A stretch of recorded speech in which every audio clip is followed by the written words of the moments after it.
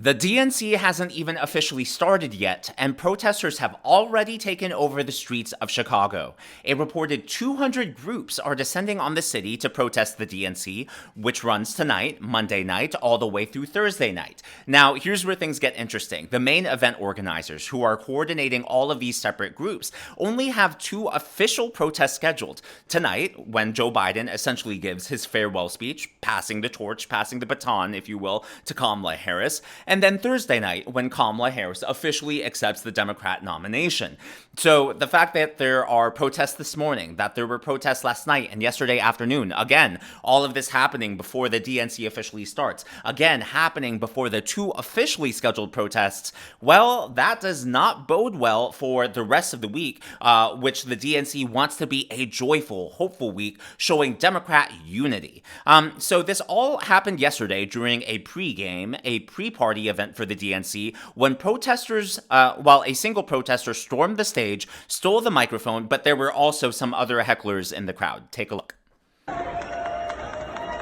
can do better than that. Mike DeMonte! 150,000 people are dead. You are funding a genocide. The Harris-Biden administration keeps funding money to Israel.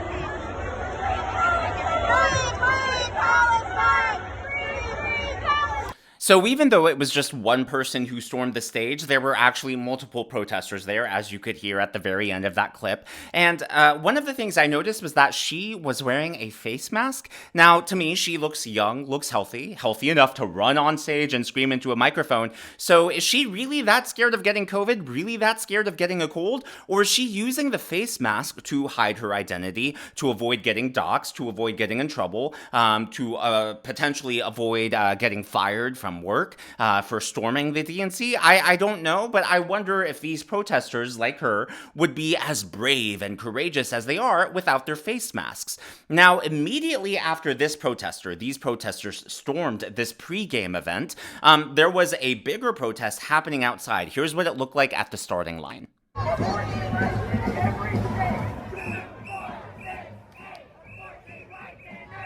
Now, I would just like to point out, I don't see any American flags here. You know, at least when you see conservatives protesting, such as the Tea Party, there are American flags because there is still pride in the USA. So it's really alarming to see all these different flags, Palestinian flags, and not a single American flag in sight. And it's very funny because these are all different coalitions that really have very nothing in common except for the fact that they all think Orange Man bad. I think if so many of these people would wake up, if they actually saw the truth, if they actually saw information, for example, the LGBTQ plus community, hello, you have nothing in common with the pro-Gaza, pro-Hamas movement, who these people, you know, it's a good thing you're protesting on the ground, because at least they can't throw you onto the ground from a building.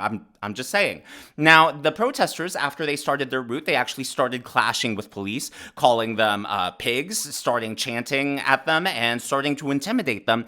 But fortunately, the officers held their composure. They were very professional, and they did not get baited into any altercations.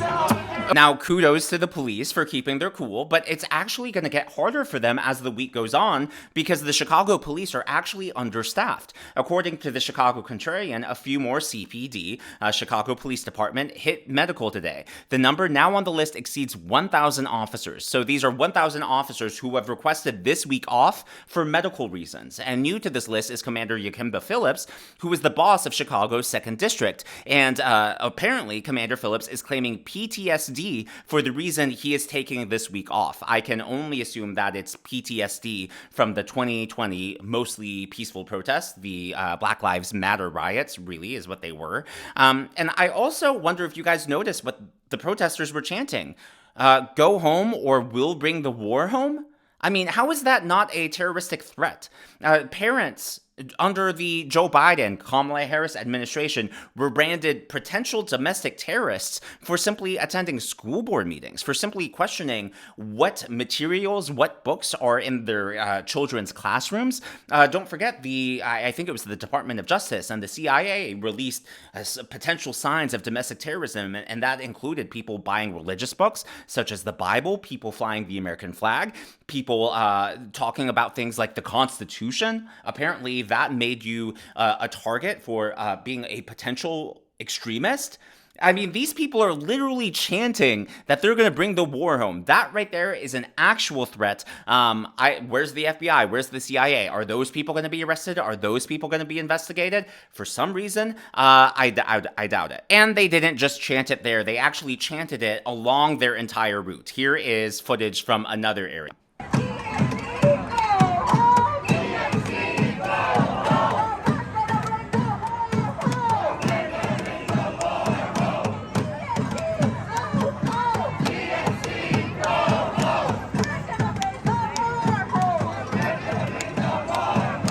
I mean, they are quite literally threatening war on the homeland of the United States, bringing it here.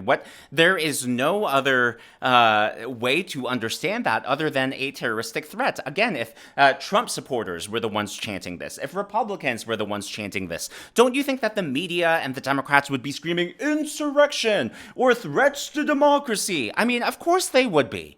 And yet these radicals get to march through this. I mean, don't get me wrong. I believe in free speech. We get free speech. We have the right to protest. I'm just saying they are exposing who they are. They are exposing how radical they are. And yet we're the ones, anyone right of center or center gets labeled an extremist. And they are putting their own extremism on full display right there. Now, it got even more extreme when they started marching around in abortion pills, which I have no idea what that has to do with Palestine and Gaza, but apparently it's also a pro-abortion march as well.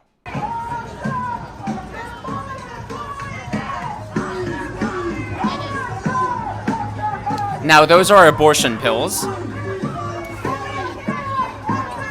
Which again, like I was mentioning earlier when we were seeing the crowd with the flags and there were no American flags, what do all of these coalitions have to do with each other? I mean, Palestine, Gaza, Hamas, do you think they're really true believers in women's rights? Democrats like to say that they're all for women's rights, and it's a woman's right to choose what she does with her body. Well, why are these coalitions all together? Like, women's rights, Gaza, Hamas, and then LGBTQ. I mean, they literally have nothing in common. And the one in the middle that's supposedly tying all of these together, the pro-Hamas crowd, well, they hate anyone in the LGBTQ plus community, and they also hate women's rights. So it just blows my mind that they're all marching together, because I'm like, do you guys not see that you're only bound by your hatred for Orange Man Bad? The DNC, by the way, Planned Parenthood has a mobile RV coming, providing free abortions, free vasectomies. Apparently, they are booked to capacity, and because we know that Planned Parenthood takes taxpayer money, my question is how much taxpayer money is being used to fund those abortions at the DNC?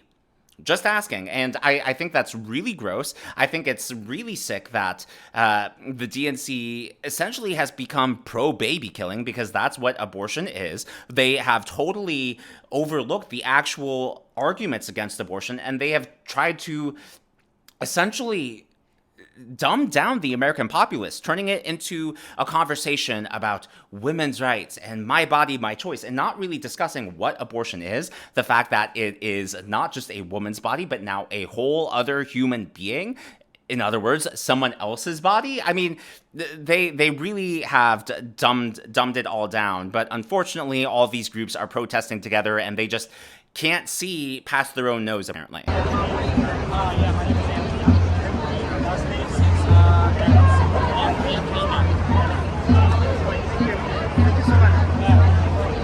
Yeah, I have no idea what they have in common, and I have no idea what they think they have in common. Now, when nighttime came, there were no riots yet, no unrest yet last night, but there were some people caught with weapons. One of them was a man with a baseball bat. He wasn't hiding his face, and it's almost like he was anticipating some sort of unrest, anticipating some sort of riot.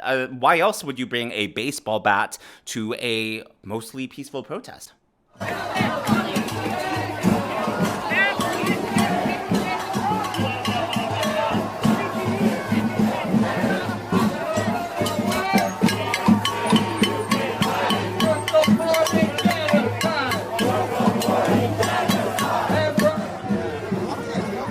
Again, why bring a baseball bat? What is his intention there? Unless he's trying to intimidate people, but for some reason, I think his reasons were a little more nefarious than that. Now, once nighttime came, the protests did disperse a little bit, but they unveiled a new flag, a new banner, and they dubbed Kamala Harris Killer Kamala. Take a look.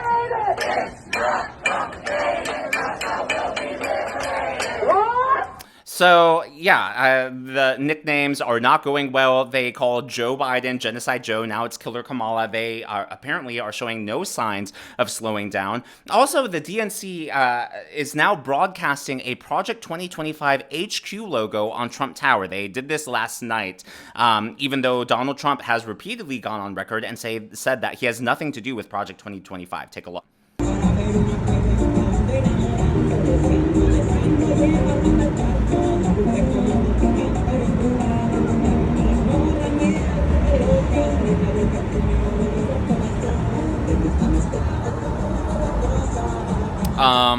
Just absolutely gross. A lot of misinformation there.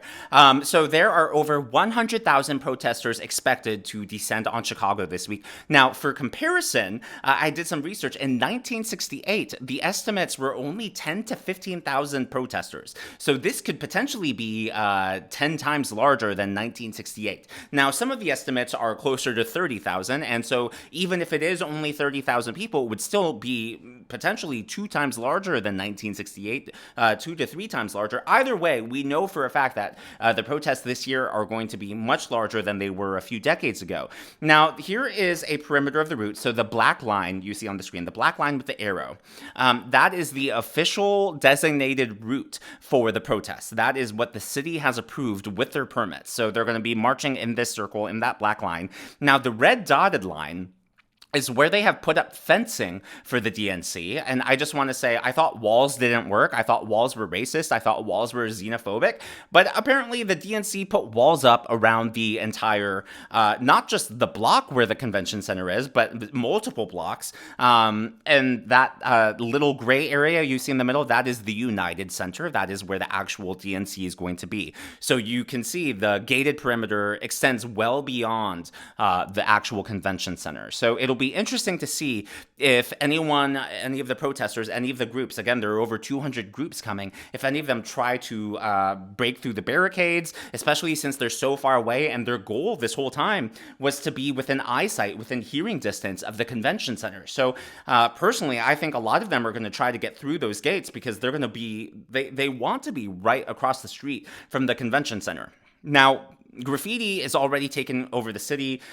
Killer Kamala signs are being plastered all over street signs, all over lampposts in the city. And again, this is another meme. Democrats are suddenly pro-wall. They've spent the last week or so erecting these gates, erecting these walls around the entire DNC. And also, who is funding these protests? It's reported that there are about 700 signs that are showing up. Here's just a few of them, or not 700, 7,000 signs. Here are just a few of them. So where did they get the money to print all of these? Because these aren't homemade organic signs that people made at home and are bringing. These are clearly being provided by someone. Now, even though there are protests on the streets, it is very clear that there will also be disruptions within the DNC itself. There are at least 30 delegates who could pose trouble, as well as their allies who are within the hall. Take a look. We've got 30 uncommitted delegates that are representing over 740,000 uncommitted voters nationwide who voted uncommitted as a pro-peace, anti-war vote in the Democratic primary. This is a meeting of uncommitted Democratic delegates here in Chicago on the eve of the Democratic National Convention. That it's not sustainable for our own government to fund the mass killing of civilians. Folks become delegates at their state party, and then they come to the national convention, and they're either committed to one of the candidates or not. In our case, we're not committed because we haven't heard what we've wanted to hear. We're looking for a ceasefire. We're looking for a strong commitment on a ceasefire. We're looking for an arms embargo for us to stop sending weapons that are contributing to the genocide there. I represent. So the question here is, are these protesters, are these delegates just going to sit back as Kamala accepts the nomination? Are they going to try to scream and chant when she gives her speech Thursday night? I mean, these are official delegates, so it's not like the DNC can kick them out of the United Center. Will they protest tonight when Joe Biden is speaking? Who knows? All of this, of course, is just my opinion, just my analysis, and I would love to know yours in the comments below. What do you think? Do you think that this will be a repeat of 1968, or do you think that the heavy law enforcement presence, they apparently are bringing in National Guard and police from other cities to try to keep the protests mostly peaceful? Do you think that they're actually going to maintain control, or do you think we're in for some fireworks? Let me know your thoughts, your predictions in the comments below. If you haven't already, please be sure to give me a thumbs up. I know it's a simple thing to ask, but it really does help me in the algorithm to reach more viewers like you. Be sure to smash that subscribe button and to check out one of these videos.